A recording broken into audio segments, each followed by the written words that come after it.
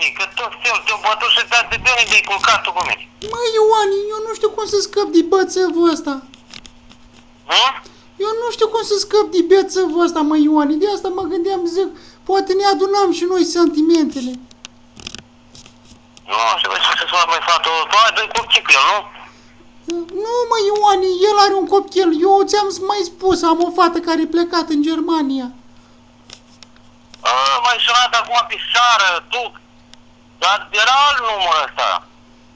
Nu știu, măi, ăsta este, măi, Ioani, numărul și mi l-a luat bățăvul telefonul, da, am fost la poliție, am venit mai înainte și l-a dat afară din casă. Ăsta e numărul tău, nu? Da, Ioani, aici e casa mea, înțelegi?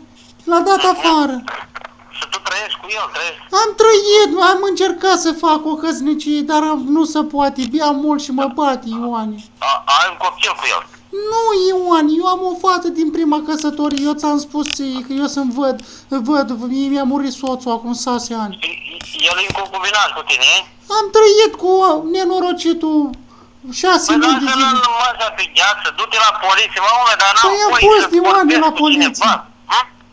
Am fost la poliție, Ioani, mai înainte am venit de la poliție și l-a luat, l-a dat afară din casă. Păi ai văzut, dar el de unde e? Din Vârtișcoi, din Odobești? El e din Vârteșcoiu este. Și la tine acolo în Brăila?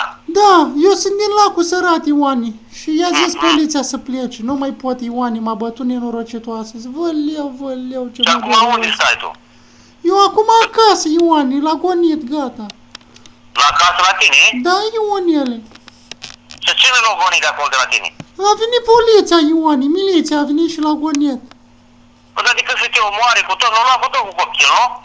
Da, Ioani, că el avea un copil mic care eu ținam de el și îl îngrijeam. L-am spălat. Da, și tu ai internet, ai... Mi-a pus de-astea e-mail sau cum să Dumnezeu să numește. Am net acasă, mi-a pus fata când a venit în țară. Fata ți-a pus, fata ta, da, asta să Și fie... mi-a arătat, eu mai intru, am intrat la matrimoniale, de la Obiectivul, ziarul. Dar cum ți-o găsit că vorbeai cu mine sau ceva de genul ăsta? A intrat nenorocitul în casă, că eu, de ieri el plecaseră de acasă, a zis că se duce la mumă sa.